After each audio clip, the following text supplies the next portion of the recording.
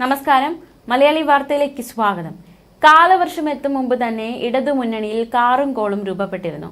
June 4 Lok Sabha തെരഞ്ഞെടുപ്പ് ഫലം പുറത്തുവരുന്നതോടെ മുന്നണിക്കുള്ളിൽ മിന്നലും ഇടിയും വെട്ടും പേമാരി പെയ്തിറങ്ങും. അത്രയ്ക്ക് സംഘർഷഭരിതമാണ് കാര്യങ്ങൾ. LDFന് നേതൃത്വം കൊടുക്കുന്ന CPMന് വിവാദങ്ങളിൽ നിന്ന് വിട്ടുനിൽക്കാൻ നേരമില്ല. ഇതിൽ ഭൂരിപക്ഷവും മുഖ്യമന്ത്രിയെയും അദ്ദേഹത്തിന്റെ കുടുംബത്തെയും സംബന്ധിച്ചാണ്. അതേക്കുറിച്ച് പ്രതികരിക്കാൻ പോലും നേതാക്കൾക്ക് മടിയാണ്.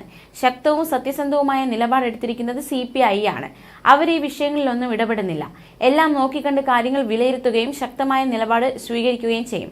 EP ജയരാജൻ BJP നേതാവ് പ്രകാശ് ജാവ്ദേക്കറെ കണ്ടതിനെക്കുറിച്ച് വളരെ ശക്തമായ പ്രതികരണമാണ് CPI സംസ്ഥാന സെക്രട്ടറി ബിനോയ് വിശ്വം നടത്തിയത്.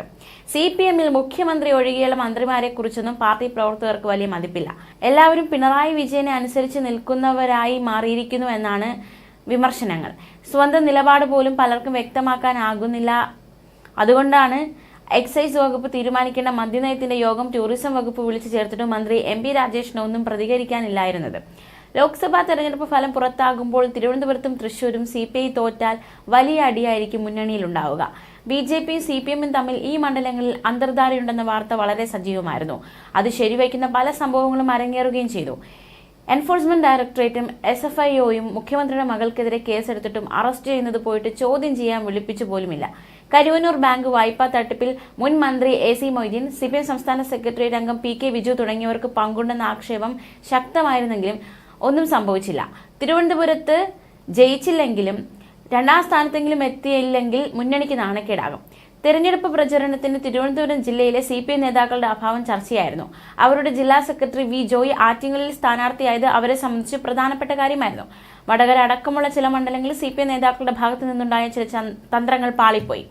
KK ശൈലജ ടീച്ചർക്കെതിരായ അധിക്ഷേപ ആരോപണം അത്തരത്തിലുള്ളതാണ്. അതിന് പിന്നാലെ ഷാഫി പറമ്പിലിനെതിരെ കാഫിർ പ്രയോഗം ഉയർന്നു വന്നതും CPMന് തലവേദനയായി. 70% ഹിന്ദുക്കളുള്ള മണ്ഡലത്തിൽ ഇത്തരത്തിലൊരു വർഗീയ നീക്കം നടത്തിയതിനെക്കുറിച്ച് വ്യക്തമായ അന്വേഷണം നടത്താൻ പോലീസ് മടിക്കുന്നതിലും പ്രതിപക്ഷത്തിന് സംശയമുണ്ട്. വടകരയിൽ സംഘർഷത്തിന്റെ മേഘങ്ങൾ ഇപ്പോഴും ഉരുണ്ടുകൂടി കിടപ്പുള്ളതുകൊണ്ടാണ് തെരഞ്ഞെടുപ്പ് ആഘോഷ പരിപാടികൾ വേണ്ടെന്ന റിപ്പോർട്ട് പോലീസ് നൽകിയത്. ലോക്സഭാ തെരഞ്ഞെടുപ്പ് ഫലം CPMന് വലിയ തിരിച്ചടിയായിരിക്കാനാണ് സാധ്യത. ശക്തമായ ഭരണവിരുദ്ധ വികാരവും മുഖ്യമന്ത്രി പിണറായി വിജയനോടുള്ള എതിർപ്പുമാണ് ഇതിന് പ്രധാന കാരണം. തെരഞ്ഞെടുപ്പ് ഫലം പുറത്തു വരുന്നതിന് പിന്നാലെയാണ് രാജ്യസഭ ഇലക്ഷൻ. ബിനോയ് വിശ്വം, എളമരം കരീം, ജോസ് കെ മാണി എന്നിവരുടെ കാലാവധിയാണ് അവസാനിക്കുന്നത്. പകരം ആര് മത്സരിക്കുമെന്നതാണ് ഇടതുമുന്നണിക്ക് മുന്നിലുള്ള മറ്റൊരു വെല്ലുവിളി. എളമരം കരീമിന് പകരം ഏതെങ്കിലും മുതിർന്ന നേതാവിനെ CPM കളത്തിലിറക്കും. 2ാമത്തെ സീറ്റ് CPIക്ക് കൊടുക്കാനാണ് ധാരണ. 3 പേര് മത്സരിച്ചാൽ ഒരാൾ പരാജയപ്പെടും. അതുകൊണ്ട് 2ാം സീറ്റിന് അവകാശവാദവുമായി RJD നേതാവ് ശ്രേയസ് കുമാറും കേരള കോൺഗ്രസിന്റെ നേതാവുമായ ജോസ് കെ മാണിയും രംഗത്തെത്തി. CPMന് CPIക്ക് സീറ്റ് നൽകണമെന്നാണ് ആഗ്രഹം. ജോസ് കെ മാണിയെ പിണക്കാനും പറ്റില്ല. വടകരയിലും കോഴിക്കോട്ടും തെരഞ്ഞെടുപ്പ് പ്രവർത്തനങ്ങളിൽ സജീവമായിരുന്ന RJDക്ക് സീറ്റ് നൽകണമെന്നാണ് ശ്രേയാംസ് കുമാറിന്റെ വാദം. രാജ്യസഭയിലും ലോക്സഭയിലും പ്രാതിനിധ്യമില്ലാതെ മുന്നോട്ടു പോകാൻ ഒക്കില്ലെന്നും ശ്രേയാംസ് പറയുന്നു. തർക്കം മുറുകുമ്പോൾ എങ്ങനെ പരിഹരിക്കുമെന്നത് പറയാനാകില്ല. RJDക്ക് മന്ത്രിമാർ പോലുമില്ല. ഇനി കിട്ടുമെന്ന് പ്രതീക്ഷയുമില്ല. അതുകൊണ്ട് രാജ്യസഭാ സീറ്റ് കിട്ടണമെന്ന് ആവശ്യപ്പെടുന്നത്. കോൺഗ്രസ് നേതൃത്വം നൽകുന്ന ഇന്ത്യ മുന്നണി അധികാരത്തിലെത്തിയാൽ വലിയ നേട്ടമാകുമെന്ന് ഉറപ്പുള്ളതുകൊണ്ടാണ് എല്ലാവരും രാജ്യസഭാ സീറ്റിന് കടിപിടി കൂടുന്നത്. കേന്ദ്രമന്ത്രിയാകാനുള്ള സുവർണ അവസരവും പലരും പ്രതീക്ഷിക്കുന്നു. അങ്ങനെ തെരഞ്ഞെടുപ്പ് ഫലവും രാജ്യസഭാ സീറ്റ് തർക്കവും ഇടതിനെ വരിഞ്ഞു മുറുക്കും.